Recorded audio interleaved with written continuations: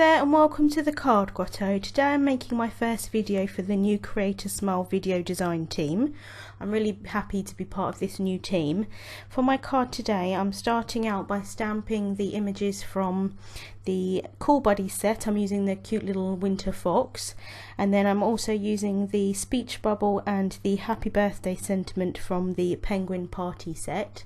I'm stamping these out onto some paper tray ink Stamper Select white cardstock, which is my personal favourite for using with Copic markers, and I'm stamping it with Memento Tuxedo Black, because like I said I'm going to be using my Copic markers to colour them in, and I want an ink that doesn't bleed.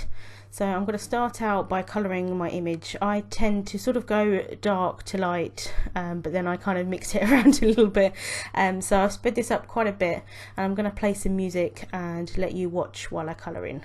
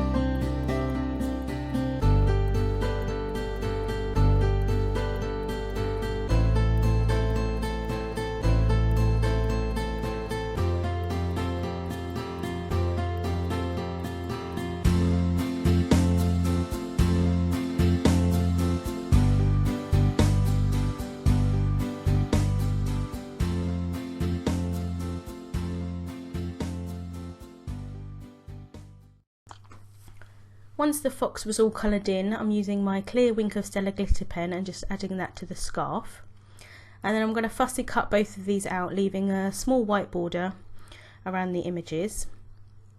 And then I'm going to work on my card panel. So I've taken a piece of cardstock, and then I'm using the Simon Says Stamp stitched circle dies, and I want to partially cut this and not the whole circle. I want to make kind of a bit like an arch or a semicircle.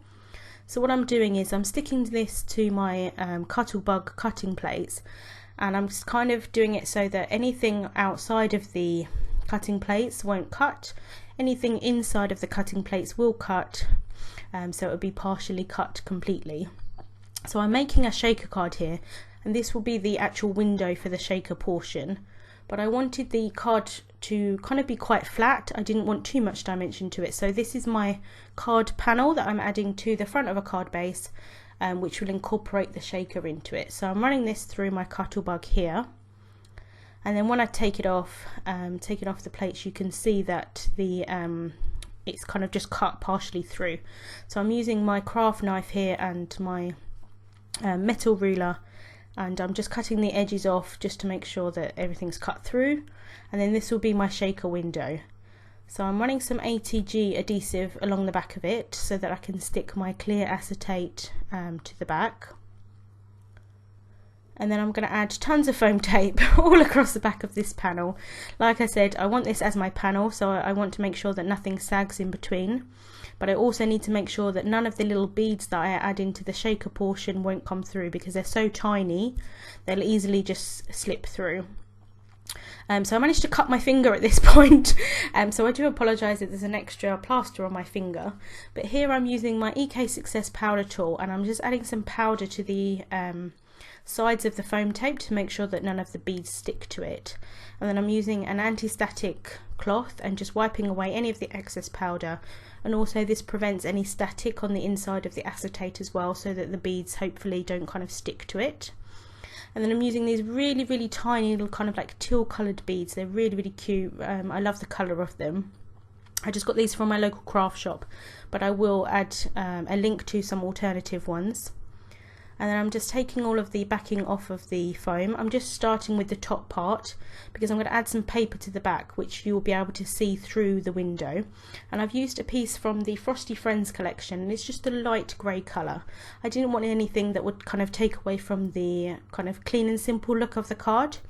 So I'm adding some ATG here, and then I'm also adding some glue stick to the back, and this gives me a little bit of extra wiggle room because it's more of a liquid adhesive. It kind of dries a bit slower, so it gives me a little bit of time. So this is the card base. It's just a white card base, A2 in size, and then I'm going to add my little fox and my sentiment on the top. And I don't want to be able to see the foam tape if you're looking from the side, because it's directly onto the acetate, so I wanted it to be clear. So this is some 3M clear foam tape, and I'm just adding it to the top of the fox. I'm leaving a little bit at the bottom because I want to stick it to the, it kind of overhangs slightly onto the card itself, and I didn't want any kind of extra bulk to it, so I want it to lay flat, I suppose. So I'm just taking the backing off of these now, and this is a little bit more difficult to get the backing off, I have to say. So I'm just using my tweezers here, and then I'm using another pair of flat tweezers that I use just to place the items, or the images in this case, on top. And I do apologise for my head kind of peeking in there, but I wanted to make sure I got it in the right place. And then I'm just sticking the happy birthday sentiment on there as well. And then to finish the card off, I'm going to use some Doodlebug sprinkles. These are in the swimming pool colour, kind of match the beads. I'm just adding these around the happy birthday kind of sentiment here. And I tend to work in threes. I just think it looks nicer for some reason. So I'm just deciding with this one where I wanted to put it. So again, I do apologise for my head here.